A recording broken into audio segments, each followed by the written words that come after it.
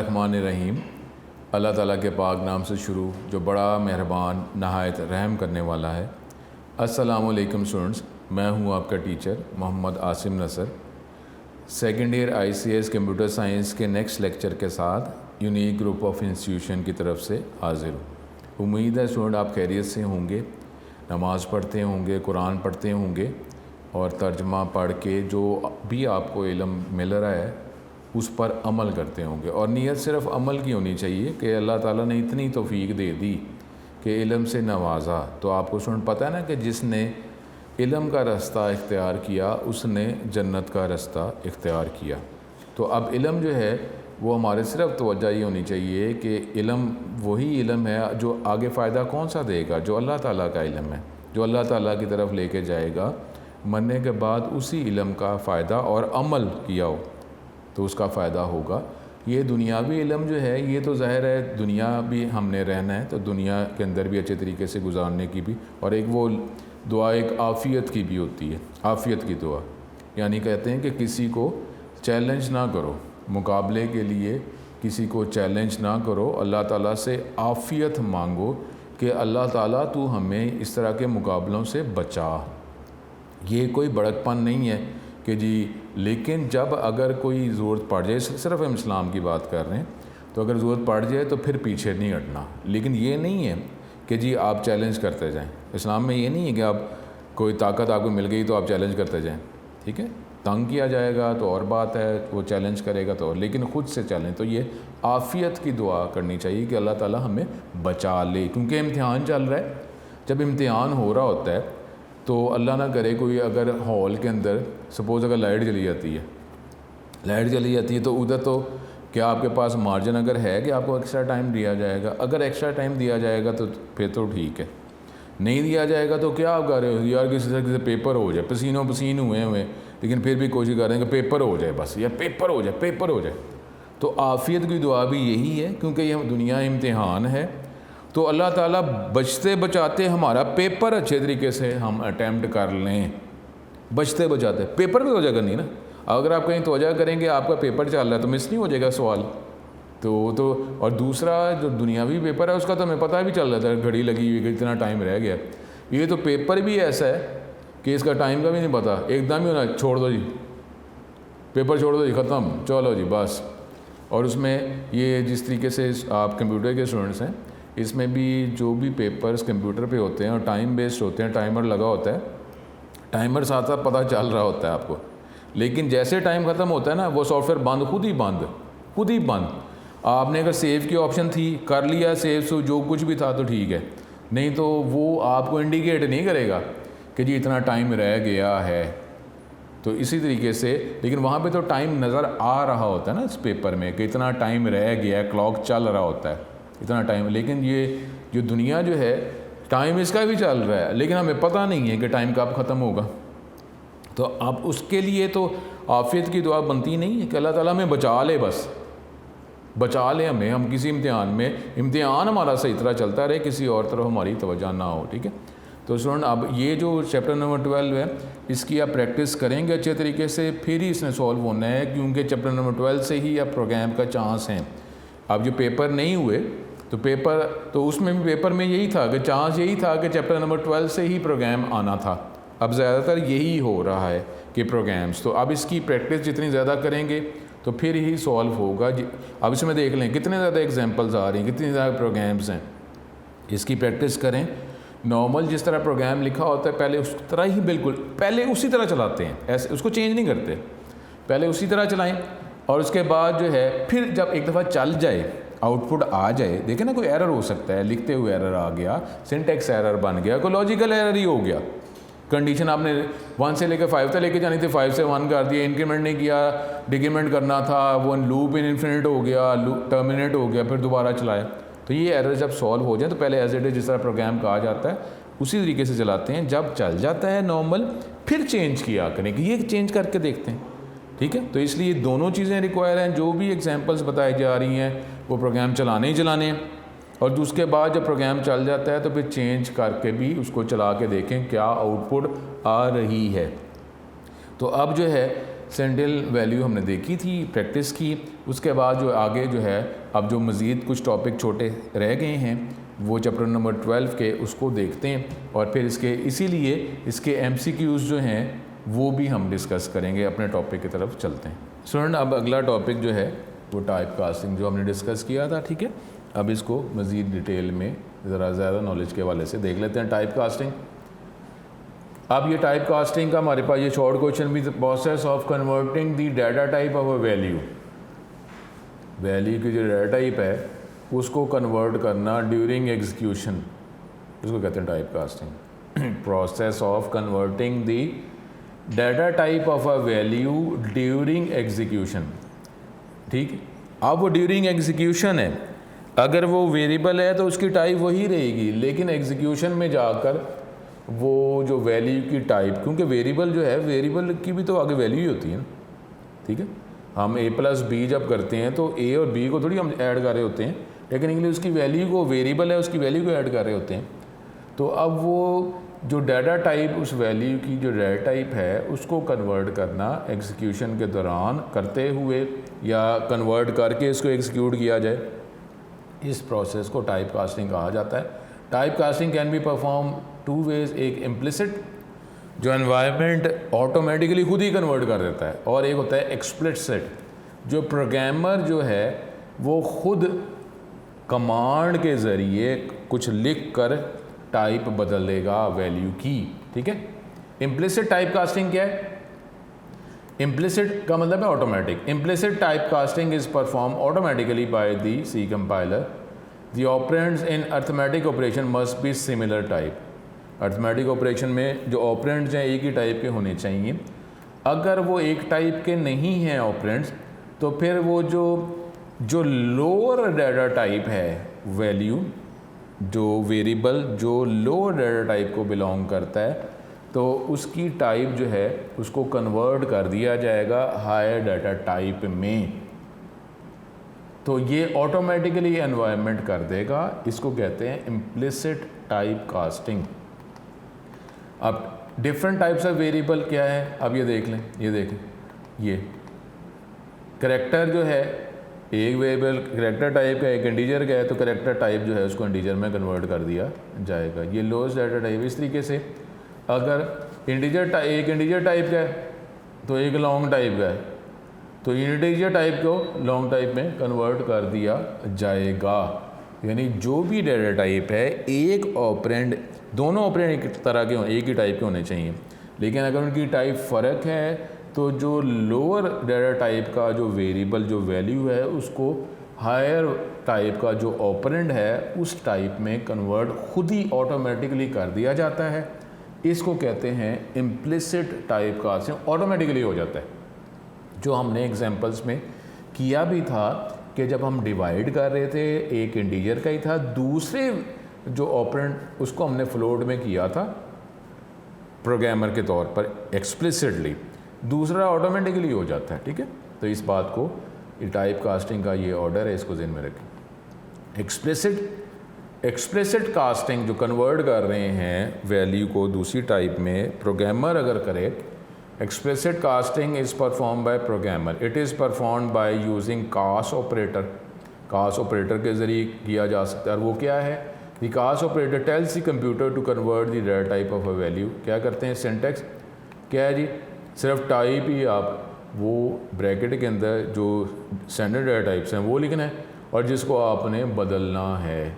Syntax of using cast operator ऐसे है, जैसा फ्लोट है ना, फ्लोट लिखेंगे ये पेरेंथेसिस के अंदर और जिस वेरिएबल का नाम जिसको आपने कन्वर्ट करना है वो लिख देंगे। एक्सप्रेशन कुछ भी हो सकता है तो उसको बदल देगा। It indicates the data type of which operand is to be converted, कि आप ऑपरेंड जिस टाइप में कन्वर्ट करना चाह रहे हैं वो उस टाइप यहाँ पे पेरेंथेसिस में टाइप लिख देंगे। और जिसको एक्सप्रेशन क्या है, ये कांस्टेंट हो सकता है, वेरिएबल हो सकता है, एक्सप्रेशन हो सकता है, जिसकी डाटा टाइप को आपने कन्वर्ट करना है। तो वो डाटा टाइप को जो टाइप आपने पहले पेरेंथेसिस में बताई है उसमें उसको कन्वर्ट कर दिया जाएगा, फिर उसको एग्जीक्यूशन जो करनी है उसको एग्जीक्यूट किया जाएगा। अब ये A program that divides two float variables and find the remainder by using explicit casting। तो explicit casting के ज़रिए दो फ्लोट वेरिएबल्स को आप डिवाइड करें और इसका रिमाइंडर दिखाएंगे। अब ये देखें, इसकी प्रैक्टिस आप करेंगे। दो फ्लोट टाइप के बता दिए, इंटीजर टाइप के, a is equal to 10.3, float type का b फ्लोट टाइप का, उसकी वैल्यू रखवा दी। अब ये देखें c जो है किस टाइप का है, इंटीजर टाइप का है। अगर आप यहाँ पे ये int और int ये नहीं लिखते तो बाकी रिमेनिंग क्या बनेगा, a रिमाइंडर b। तो ऐसे नहीं हो सकता, रिमाइंडर के लिए आपको इंटीजर टाइप के ऑपरेंड्स बताने पड़ते हैं, तो ये एरर आ जाएगा। इसके लिए अब आप क्या कर रहे हैं, जो a किस टाइप का वेरिएबल है, फ्लोट टाइप का, आप उसको इंटीजर में कन्वर्ट कर रहे हैं एग्जीक्यूशन करने के लिए। वैसे आपको पता है वेरिएबल a जो फ्लोट टाइप का बना दिया है तो उसकी टाइप इस प्रोग्राम में फ्लोट ही रहेगी, लेकिन आप एग्जीक्यूट करते हुए उसकी टाइप को बदल रहे हैं। अब b जो है वो भी फ्लोट टाइप का है तो आप उसको इंटीजर में कन्वर्ट कर रहे हैं। तो अब ये दोनों इंटीजर हो गए, तो जो रिमाइंडर आ रहा है वो उसका जवाब c में स्टोर किया जा रहा है। तो ये क्या होगा, ये इंटीजर में कन्वर्ट किया, ये 0.3 मिस हो गया। तो 10 को जब 5 पे आप करेंगे डिवाइड तो बाकी रिमाइंडर 5 2 10 हो जाएगा ना। तो जवाब क्या हमारे पास आ जाएगा, result is zero. Result is zero क्योंकि ये इंटीजर में कन्वर्ट कर दिया, इसको भी इंटीजर में कन्वर्ट दिया। जब 10 को रिमाइंडर 5 करेंगे तो 5 को 2 मल्टीप्लाई 2 करेंगे तो 10 आ जाएगा, तो बाकी तो कुछ भी नहीं बचा। तो सी के वेरिएबल में ज़ीरो चला जाएगा। आप ये इसको चेंज करके देखें, इंटीजर हटा के देखें क्या आता है जवाब। और लेकिन वो क्योंकि ये इंटीजर टाइप का वेरिएबल है तो इंटीजर करेंगे तो उसने ट्रंकेट तो बाद में भी कर देना, ठीक है। तो ये इसको आप देखें, पहले इसी तरह चलाएं, फिर ये इंटीजर हटाएँ, आप देखें क्या जवाब आ रहा है। फिर ये सी को फ्लोट टाइप का बनाएं, फिर देखें क्या जवाब आ रहा है। यहाँ भी फिर %f लिखना पड़ेगा। इस तरीके से स्टूडेंट पहले ना जिस तरह आपको एग्जांपल जो होती है पहले एज इट इज़ चलाया करें, उसके बाद फिर चेंज किया करें। तो अब जो भी आपकी थिंकिंग है कि ये करके देखते हैं क्या होता है, ये पहले उसको नॉर्मल जिस तरह है पहले उस तरह चलाएं, फिर चेंज आपने जो करना है करें। तो स्टूडेंट इस चैप्टर नंबर 12 पे सबसे ज़्यादा आपको प्रैक्टिस रिक्वायर है। बार बार इन प्रोग्राम को चलाएँ, नॉर्मल चलाएँ, उसके बाद उसमें चेंज करके इसको चलाएँ, तो फिर ये चैप्टर 12 आपका इंशाअल्लाह सॉल्व हो जाएगा। सी लैंग्वेज में बोर्ड के पेपर में 3 लॉन्ग क्वेश्चन होंगे, उसमें से 2 करने होंगे और एक प्रोग्राम लाजमी होता है, और ज़्यादातर चांस होता है कि ये चैप्टर नंबर 12 से ही प्रोग्राम आएगा। अगर आप ये बिल्कुल इजी कह लेंगे सर जी हम ये प्रोग्राम जो है वो चैप्टर नंबर 12 से जो आना है उसको हम छोड़ देंगे चॉइस में, तो आप तो पेपर से पहले ही आप कह रहे हैं कि जी मैंने जो प्रोग्राम जो है उसको छोड़ ही देना है। तो ऐसा नहीं करना। उसमें कई दफ़ा होता है कि हमें प्रोग्राम की ज़रा सी मेहनत करें हमें आ जाता है। आप प्रोग्राम एज इट इज़ लिखेंगे तो पूरे 8 नंबर आ जाएंगे ना। थ्योरी में तो ये है कि कुछ मार्क्स कट जाने का भी चांस हो सकता है, लेकिन प्रोग्राम एज इट इज़, जिस तरह मैथ का क्वेश्चन है सही तरह कर दें पूरे नंबर, इस तरह प्रोग्राम लिख दिया पूरे नंबर। तो अब आप ये नहीं कह रहे हैं कि मैंने प्रोग्राम की चॉइस ख़त्म कर दी और वो जो 2 क्वेश्चन थ्योरी वाले होने हैं, अब इसका मतलब एक एक टॉपिक आपको फिर याद करना है। कहीं से भी आ सकता है, चैप्टर नंबर 8 से आ जाए, 9 से आ जाए, और आपको ये कहा है कि चैप्टर नंबर 10 से भी चांस है कि पिछली दफ़ा जो है ये बोर्ड गुजरांवाला बोर्ड के अंदर जो है ये वो स्कैनएफ भी आ गया, वो चैप्टर नंबर 10 पे था। तो अब 8, 9, 10 तीनों चैप्टर्स हम तैयार करें एक एक टॉपिक, और फिर थ्योरी वाला क्वेश्चन वो चैप्टर 11 से भी आ सकता है कि ठीक है वो उसने प्रोग्राम नहीं दिया, उसने वो चैप्टर नंबर 12 से दे दिया, और एक प्रोग्राम वो थ्योरी वाला क्वेश्चन उसने 11 से दे दिया एक पहले। तो इसका मतलब है 8, 9, 10, 11 ये 4 चैप्टर जो हैं फिर आप डिटेल में करें, एक एक टॉपिक करें, तो फिर वो 2 क्वेश्चन हम करेंगे। और उसमें भी होता है कई दफ़ा वो थोड़ा ट्रिकी क्वेश्चन होता है, आंसर हमें पता होता है, तो ये 4 चैप्टर्स करें तो फिर ठीक है। अदरवाइज़ देखें अगर आप ये चैप्टर नंबर 12 की प्रैक्टिस कर लेते हैं, एक ही चैप्टर है इसकी प्रैक्टिस करेंगे, तो उसमें से एक प्रोग्राम आ जाना, एक सवाल आपका अटैम्प्ट हो गया। तो अगर देखें अगर आता है तो फिर एक चैप्टर से एक लॉन्ग क्वेश्चन भी तो हमारा अटैम्प्ट हो रहा है ना। फिर बाकी जो 2 लॉन्ग क्वेश्चन है उसमें फिर आपके पास एक चॉइस है कि जी एक करना है, एक प्रोग्राम जो आपने कर लिया, ठीक है। तो इसलिए इसकी प्रैक्टिस करें। तो अब जो है हमारे पास ये आखिरी टॉपिक जो है वो हमारा रह गया है, वो अब है गो टू स्टेटमेंट। ठीक है, गो टू स्टेटमेंट, फिर इसके MCQs हम देखेंगे। अब देखें, पता क्या था, जब प्रोग्रामिंग जब आई, जब स्टेटमेंट्स आई, ऐसे तो नहीं ना होता कि स्टार्ट में स्टेटमेंट जो हैं वो मैक्सिमम आ गई। पहले कंप्यूटर ही कम इस्तेमाल किया जाता था, तो फिर कंप्यूटर का इस्तेमाल बढ़ गया, फिर फैसिलिटीज़ जो हैं आहिस्ता आहिस्ता कंप्यूटर में प्रोवाइड की गई ना, कंप्यूटर फिर आगे फंक्शनलिटी दे रहा था। तो हमने कंट्रोल स्ट्रक्चर 3 टाइप्स हमने पढ़ी हैं, सीक्वेंस, सिलेक्शन और रिपीटेशन।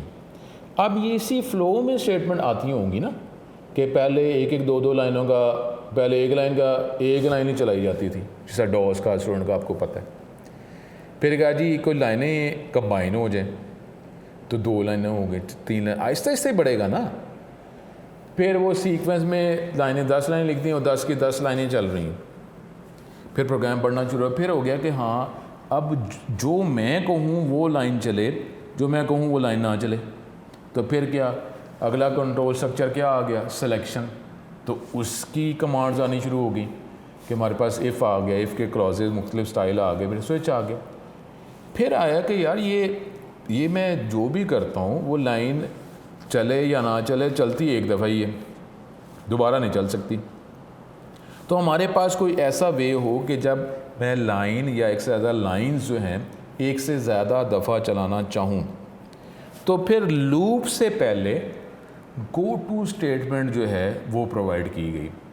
गो टू स्टेटमेंट, और उससे पहले इफ़ तो था ना हमारे पास, देखें ना, फिर सीक्वेंस के बाद सिलेक्शन वो था। अभी रिपीटेशन की स्टेटमेंट नहीं आई थी, लूप्स नहीं थे, इफ़ तो मौजूद था। फिर गो टू स्टेटमेंट आई, तो फिर इफ़ और गो टू को मिलाकर लूप बना दिए गए, लूप बन जाता था उससे। लेकिन जब लूप्स की ज़रूरत बहुत ज़्यादा पड़ गई, तो फिर लूप की मज़ीद स्टेटमेंट्स, ये जो हर एनवायरनमेंट में वाइल डू वाइल फॉर, फिर प्रोवाइड किया गया। ठीक है, तो अब ये हम गो टू स्टेटमेंट पढ़ रहे हैं। अब गो टू स्टेटमेंट जो है वो इफ़ के साथ अगर कंबाइन करके इस्तेमाल किया जाए तो लूप ही बन जाता है। ठीक है, अब गो टू स्टेटमेंट, इससे रिलेटेड हमारे पास शॉर्ट क्वेश्चन है। ये शॉर्ट अगर क्वेश्चन करेंगे तो ये हमारे पास इसकी थ्योरी बन जाएगी, गो टू का short question. Go to statement performs an unconditional transfer of control to the name label. आप किसी एक जगह लाइन पर कोई एक लेबल लगा देंगे, कोई एक नाम रख देंगे उस जगह का, उस लाइन का। तो गो टू स्टेटमेंट की मदद से आप जो है उस लाइन तक, उस जो आपने लेबल जहाँ लगाया हुआ है, अभी हम ये एग्जांपल से इसको सॉल्व कर लेंगे ना। तो ये अनकंडीशनल ट्रांसफ़र कंट्रोल, यानी अब आप कंडीशन के बगैर भी अब आप उस लाइन पर जा सकते हैं कि ये लाइन दोबारा चल जाए, जो लाइन पहले चला ली हुई है। अब ऊपर है, ऊपर का मतलब है वो लाइन पहले जहाँ पे कंट्रोलर से पहले वाली लाइन है, वो जो चल चुकी है, आप उसको दोबारा चलाना चाह रहे हैं। तो फिर अनकंडीशनल ट्रांसफ़र कंट्रोल अगर आप इफ़ के साथ इस्तेमाल करेंगे तो फिर ये कंडीशनल ट्रांसफ़र ऑफ कंट्रोल आ जाएगा। एक लाइन जो चल गई आप उसको दोबारा चला रहे हैं। ठीक है, तो ये अनकंडीशनल ट्रांसफ़र ऑफ कंट्रोल अगर आप इफ़ की मदद से कर लेते हैं तो ये फिर कंडीशनल ट्रांसफ़र ऑफ कंट्रोल हो जाएगा। आप अगर इफ़ नहीं करें तो भी ये अनकंडीशनल ट्रांसफ़र, जो लाइन चल गई है दोबारा चला रहे हैं। लेबल जो है, जो ब्लॉक है उसी के अंदर ही होगा। Label is meaningful. लेबल जो आप लगाएंगे, जो एक लाइन का कोई नाम सा रख लेंगे, लेबल लगा देंगे, वो सिर्फ गो टू के लिए ही मीनिंगफुल होगा। वैसे जो भी लाइंस हैं वो चलती रहेंगी, सिर्फ गो टू को ही, गो टू की मदद से ही आप उस पॉइंट तक पहुंच सकते हैं जो लाइनें पहले चल गई हैं। अदरवाइज जिस तरह स्विच है, स्विच के अंदर जो है, या डू वाइल जो है, उसके अंदर जो है अगर आप एंट्री, तो स्विच के अंदर वो कंडीशन उसी में होती है, ब्रेक नहीं लगाते तो बाकी सारी लाइनें चलती रहती हैं। इसी तरीके से जो लेबल जो है वो गो टू की मदद से इस पॉइंट तक पहुंचा जा सकता है। अदरवाइज़ वो लाइनें जो गो लेबल के आगे लिखी हुई हैं वो चलती रहेंगी। ये शॉर्ट क्वेश्चन, ये अभी हम इसको एग्जांपल से देख लेते हैं, फिर ये इसका सिंटैक्स या जनरल फॉर्म। ये अगला short question, general form of the go to statement is as follows, go to label, और फिर ठीक है, ये अभी एग्जांपल से भी क्लियर हो जाए। देखें, ये देखिए, ये देख, ये प्रोग्राम, इसको देखते हैं। एक नम टाइप का, नम एक वेरिएबल बनाया फ्लोट टाइप का। अब ये जो लाइन है ना, ये जो भी लाइन है, इस लाइन का एक नाम रख दिया, इसका नाम है पॉजिटिव। ये वो जो आइडेंटिफायर जो हैं, जो उसके रूल्स हैं, वो यहाँ पे भी वही अप्लाई होते हैं। वो नाम रखा और ये कोलन लगाएंगे, तो इस लाइन का एक नाम रख दिया पॉजिटिव। जैसा वेरिएबल बनाते हैं, आइडेंटिफायर बनाते हैं, तो वो आप कोई नाम रख सकते हैं, कोलन लगाना है। इस लाइन का, इस पॉइंट का, इस जगह का एक नाम रख दिया पॉजिटिव।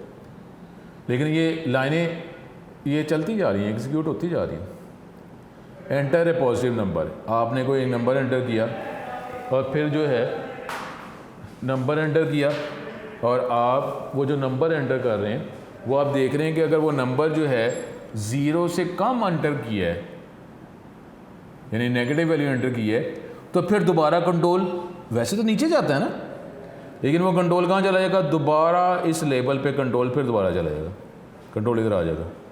यानी जैसे ही आपने नेगेटिव वैल्यू एंटर की है, दोबारा इस पॉइंट पे आ गए, अब फिर आपको मैसेज नज़र आ गया, please enter a positive number. Positive number जो है फिर आपने एंटर, फिर आपने नेगेटिव नंबर एंटर कर दिया, फिर वो आपसे पूछ जा रहा है पॉजिटिव नंबर दो। जब तक आप पॉजिटिव नंबर नहीं देंगे, ये जो लाइन जो है ये चलती रहेंगी, चलती रहेंगी, चलती रहेंगी। आप जैसे ही आप पॉजिटिव नंबर देंगे, पॉजिटिव नंबर दे दिया ना, ये लेस देन 0 है, तो दोबारा अगर पॉजिटिव नंबर दिया तो फिर उस नंबर का वो स्क्वायर रूट प्रिंट कर देगा। SQRT के लिए आपको पता है math.h लिखना पड़ता है, ठीक है। तो ये हमारे पास जो है, ये इसको हम प्रैक्टिस में भी देख लेंगे। तो ये हमारे पास ये, अब गो टू की मदद से अब देखें, ये आपने इफ़ इस्तेमाल किया और गो टू इस्तेमाल किया, तो ये जो ऊपर लिखा हुआ था अनकंडीशनल ट्रांसफ़र ऑफ कंट्रोल, तो ये जब इस इस्तेमाल किया तो ये कंडीशनल ट्रांसफ़र ऑफ कंट्रोल आ गया। अब ये लूप सा नहीं बन गया, इसमें कोई while, do while, for loop लिखा हुआ है? नहीं लिखा हुआ, लेकिन आपने इफ़ और गो टू की मदद से लूप से ही बन गया कि जैसे ही आप 0 से कम वैल्यू एंटर करेंगे तो दोबारा से पूछ रहा है एंटर पॉजिटिव नंबर। आप ठीक है, आप नेगेटिव वैल्यू देते जाएँ, ये लाइन चलती जाएगी बार बार बार बार, ये लूप सा नहीं हो गया, ठीक है। तो ये इफ़ और गो टू की मदद से, लेकिन जब लूप की रिक्वायरमेंट बढ़ गई तो फिर लूप की स्टेटमेंट्स आई, ठीक है। तो ये हमारे पास था। अब इसको देख लेते हैं और फिर वो एक्सरसाइज को, इसके जो प्रोग्राम्स हैं उसकी कुछ प्रैक्टिस कर लेंगे और फिर MCQs की तरफ चलेंगे, ठीक है। तो अब ये हमारे पास जो हम ये चला रहे थे उसको हम देखते हैं। ये लास्ट टाइम हमने एक्सप्रेसिव कास्टिंग कर लिया था। ये है हमारे पास go to statement. Go to is a jumping statement है। ये भी हमारे पास, हम किसी जो एक स्टेटमेंट चला चुके होते हैं, दोबारा चलाना चाहें तो हम चला सकते हैं। In C language which transfers the program control from one statement to another statement where label is defined. जहाँ पे लेबल आपने लिखा होता है, डिफ़ाइन किया होता है, तो वहाँ पर कंट्रोल दोबारा चला जाता है। Go to statement can transfer the programs within the same log and there must be a label where you want to transfer programs control. अगर पहले लिखा हुआ है तो जो लाइनें चल चुकी हैं, तो इसका मतलब वो लाइनें जो चल चुकी हैं वो दोबारा चला रहे हैं। बाद में लिखा हुआ है तो लाइनें कुछ स्किप हो जाएंगी और अब एक पॉइंट पे चले जाएंगे, आपकी मर्ज़ी। General form go to statement का क्या है, गो टू लेबल, तो फिर ये लेबल आगे स्टेटमेंट आप लिख देते हैं। ये प्रोग्राम, ठीक है, ये वही हमारे पास को हम देखेंगे। इसकी प्रैक्टिस भी एंटर पॉजिटिव नंबर, तो अगर जब आप नेगेटिव नंबर दे रहे हैं तो दोबारा वो आपसे दोबारा पूछ रहा है पॉजिटिव नंबर देते जाएँ, फिर ये वही देंगे तो जान छुटेगी। तो हमारे पास ये प्रोग्राम हो गया, ठीक है।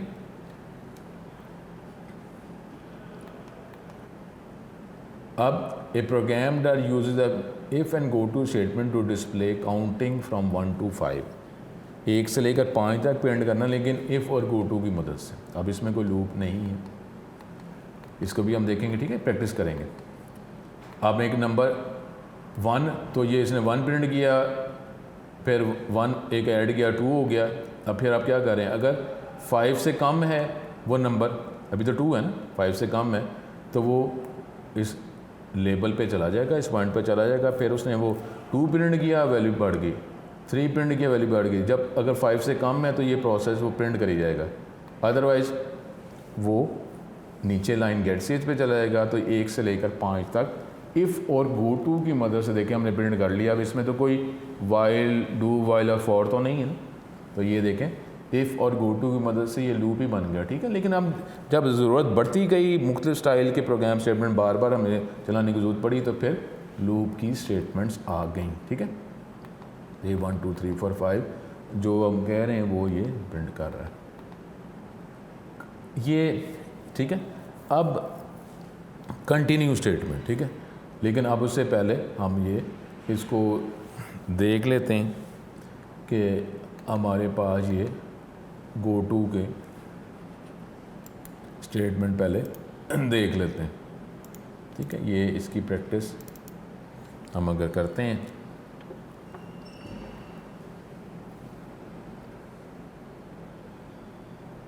ठीक है, ये स्टूडेंट ने जो आपको कहा था,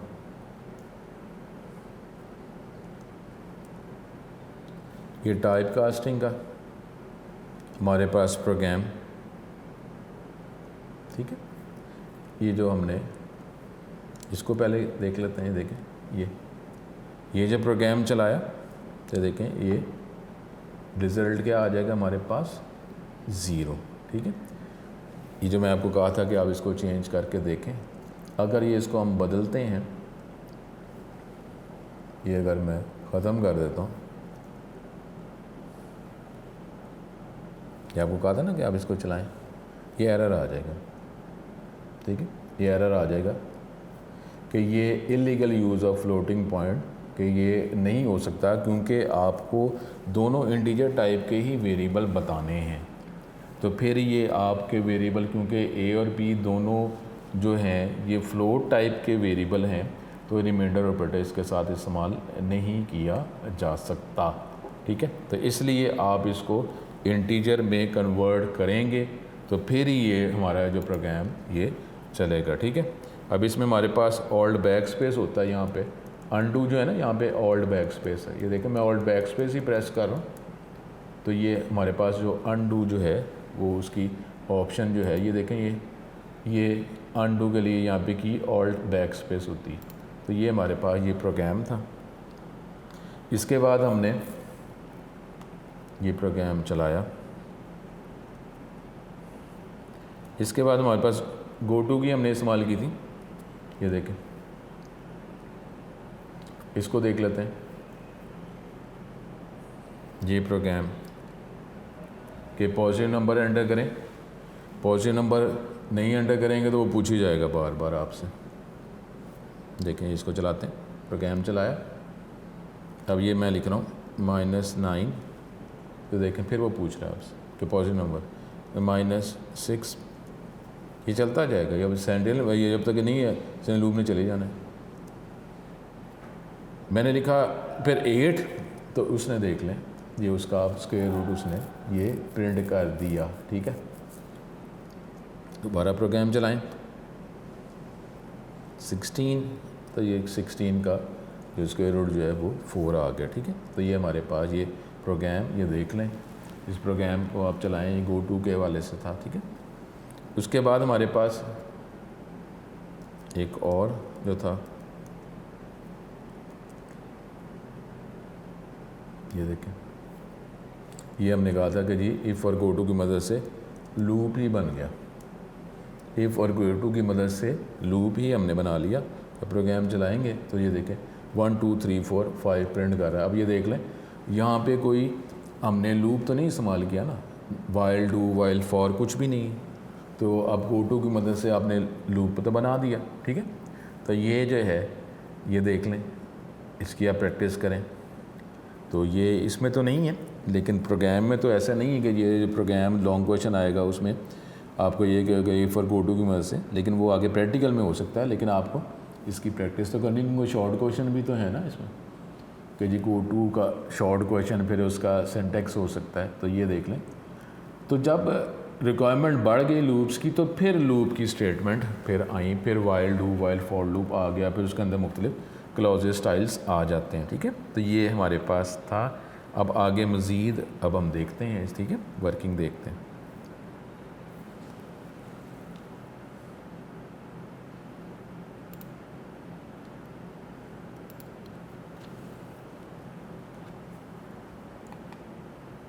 ये हमने तो प्रोग्राम था जो चलाया, 1 से लेकर 5 तक प्रिंट किया गया। अब स्टूडेंट हमारे पास एक टॉपिक है कंटिन्यू, ठीक है। अब ये कंटिन्यू जो है ये आपको कहीं कोने पे टेक्स्ट बुक में कहीं नज़र आएगा, लेकिन ये कंटिन्यू जो है स्टेटमेंट एक है, इस पर भी हमने तवज्जो करनी है, लाजमी करनी। ये क्या है? Continue statement in C programming work somewhat like the break statement, ठीक है। ब्रेक स्टेटमेंट आपको पता है, जब ब्रेक स्टेटमेंट इस्तेमाल करते हैं, स्विच में हमने इस्तेमाल किया है, उसको लूप में इस्तेमाल करके देखेंगे हम। स्विच में जब ब्रेक इस्तेमाल करते हैं तो बाकी जो भी लाइंस हैं वो जो स्विच के अंदर लिखी होती हैं वो उसको एग्जीक्यूट नहीं किया जाता, ब्लॉक टर्मिनेट हो जाता है। लेकिन कंटिन्यू जो है ये instead of forcing termination, break में क्या होता है कि बाकी ब्लॉक में कोई स्टेटमेंट मज़ीद अगर मौजूद होती हैं वो एग्जीक्यूट उनको नहीं किया जाता, लेकिन कंटिन्यू क्या होता है? It forces the next iteration of the loop to take place. वो नेक्स्ट आइटरेशन जो लूप दोबारा चलना है उसको दोबारा चला दिया जाता है, skipping any code in between. जहाँ पर ये स्टेटमेंट इस्तेमाल, कंटिन्यू का लफ्ज़ लिखा जाता है, स्टेटमेंट इस्तेमाल की जाती है, तो जो क्लोजिंग ब्रेस है लूप की उसके दरमियान अगर कोई स्टेटमेंट लिखी भी हो, यानी कंटिन्यू और क्लोजिंग ब्रेस के दरमियान कोई लाइन स्टेटमेंट लिखी हुई हैं, उनको एग्जीक्यूट नहीं किया जाएगा। कंट्रोल आइटरेशन पे लूप दोबारा चल जाएगा, लाइनें जो लिखी हुई हैं वो लिखी रहेंगी, वो उसको एग्जीक्यूट नहीं किया जाएगा। कंटिन्यू क्लोजिंग ब्रेस के दरमियान जितनी भी लाइन स्टेटमेंट लिखी हुई हैं उनको एग्जीक्यूट नहीं किया जाएगा, ठीक है। अब ब्रेक भी ऐसे ही है, ठीक है, लेकिन इसका फ़र्क जो है ये लूप्स के हवाले से फ़र्क हो जाएगा कंटिन्यू का, ठीक है। फॉर दी फॉर लूप, अगर फॉर लूप इस्तेमाल कर रहे हैं तो continue statement causes the conditional test and increment portion of the loop to execute. वो क्या करेगा? अगर आप फॉर लूप इस्तेमाल कर रहे हैं, फॉर लूप के अंदर कंटिन्यू स्टेटमेंट इस्तेमाल करेंगे तो वो जो आपका जो इंक्रीमेंट पोर्शन है उसको एग्जीक्यूट कर देगा, इंक्रीमेंट डिक्रीमेंट जो भी कर रहे हैं, उसके बाद कंडीशन को चेक कर लिया जाएगा।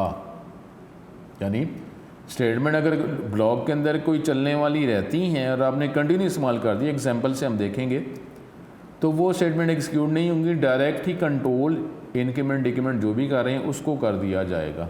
लेकिन अगर आप वाइल और डू वाइल इस्तेमाल कर रहे हैं तो क्या होगा? Continue statement causes the program control to pass through the conditional test. लेकिन अगर आप वाइल और डू वाइल इस्तेमाल कर रहे हैं तो कंट्रोल डायरेक्ट किस पे चला जाएगा? कंडीशन पर चला जाएगा। फॉर लूप में क्या हो जाएगा? Causes the conditional test and increment portion of the loop to execute. Increment करने के बाद कंडीशन को टेस्ट कर दिया जाएगा। लेकिन वाइल और डू वाइल में अगर कंटिन्यू इस्तेमाल कर रहे हैं तो डायरेक्ट कंट्रोल कंडीशन पे चला जाएगा। इंक्रीमेंट डिक्रीमेंट अगर कोई हो रहा है, होना था, तो वो नहीं होगा, मे बी लूप इन्फिनिटी ना हो जाए, ठीक है। तो ये इस बात को ज़हन में रखें। कंटिन्यू बस कंटिन्यू का आपने ये वर्ड ही इस्तेमाल करना और सेमीकोलन, ये लूप के साथ इसका इफेक्ट आएगा। इसका जो कंट्रोल, ये flow diagram, flow chart, conditional code, अब ये कंडीशन आ जाएगी, इफ़ कंडीशन इज़ ट्रू तो दोबारा ही चला जाएगा। कंटिन्यू क्या करेंगे? अगर कंटिन्यू लिखते हैं हम तो वो डायरेक्टली कंडीशन में चला जाएगा, ठीक है। वैसे तो सारी लाइनें चल रही हैं ना, लेकिन अगर आप कंटिन्यू लिख देते हैं, अगर कोई लाइनें कंटिन्यू के बाद कहीं लिखी हुई हैं तो यहाँ पे तो वो उनको चलाया नहीं जाएगा, डायरेक्ट कंट्रोल कंडीशन पे चला जाएगा, ठीक है। तो ये इसको आप अभी हम एग्जांपल में देखते हैं। एग्जांपल इस पे तो करते हैं, इसकी प्रैक्टिस भी करेंगे। ये देखें, ये फॉर लूप की वजह से इस्तेमाल किया जा रहा है। अब ये देखें यहाँ पे ये लूप चल रहा है 1 से लेकर 5 तक, और ये हेलो वर्ड प्रिंट करता जा रहा है अगली लाइन पे। कंटिन्यू अगर आप करते हैं तो ये इंक्रीमेंट पोर्शन पे चला जाएगा, ये हेलो वर्ड प्रिंट करेगा 5 दफ़ा, उसके बाद इसे नॉलेज इज रिक्वायर्ड प्रिंट करेगा। The above example has 2 printf statement, 1 statement before the continue statement और एक उसके बाद है। ये देखें, एक स्टेटमेंट पहले है और एक उसके बाद है, ठीक है। The second statement is never executed, क्यों? This is because each time continue statement is executed the control moves back to the start of the body, so knowledge is required is never displayed. देखें, ये इसने print ही नहीं करना।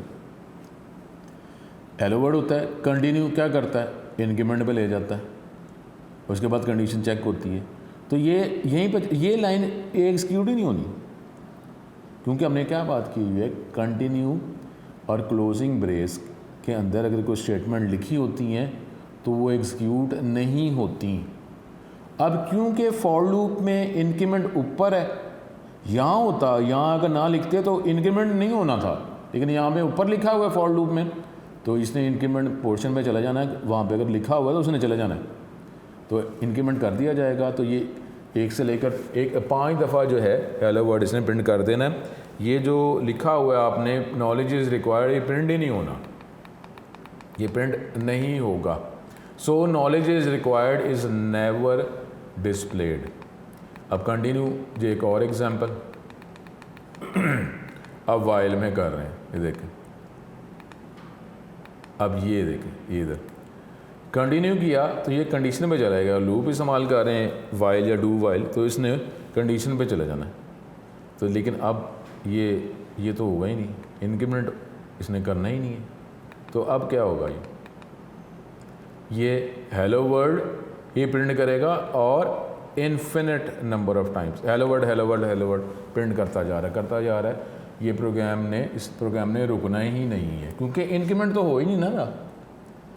ये execute ही नहीं हुई line, तो ये दोनों ही नहीं हुई, तो फिर कंटिन्यू ऊपर जाएगा तो वेरिएबल की वैल्यू तो इंक्रीज़ हुई नहीं, तो हेलो वर्ड प्रिंट करता जा रहा है। लूप की वैल्यू, वेरिएबल की वैल्यू तो बढ़ ही नहीं रही है, ठीक है। तो ये आपको हेलो वर्ड ही प्रिंट करता जाएगा, ठीक है। तो ये हमारे पास था। इसकी अगर हम कुछ प्रैक्टिस पे ज़रा सा देख लेते हैं तो ये हमारा ख़त्म हो जाएगा। इसको देख लेते हैं कंटिन्यू का, तो ये ख़त्म हो जाएगा हमारा। ये हमारे पास जो प्रोग्राम था कंटिन्यू,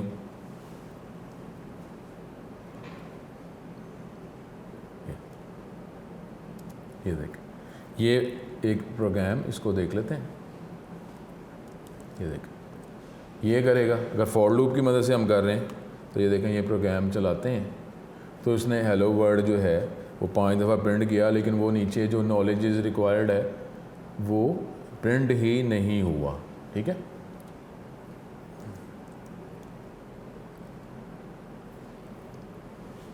तो ये हमारे पास कंटिन्यू का हमने ये कर लिया, ठीक है। और बाकी जो दूसरा जो है वो आप देख लेंगे, तो उसने वो इन्फिनिट नंबर ऑफ़ टाइम जो है वही प्रिंट करते रहना है, ठीक है। ये हमारे पास था, ये हमने ये प्रोग्राम चलाया। ये यहाँ पे हमारा आप ये लेक्चर ख़त्म होता है, ठीक है।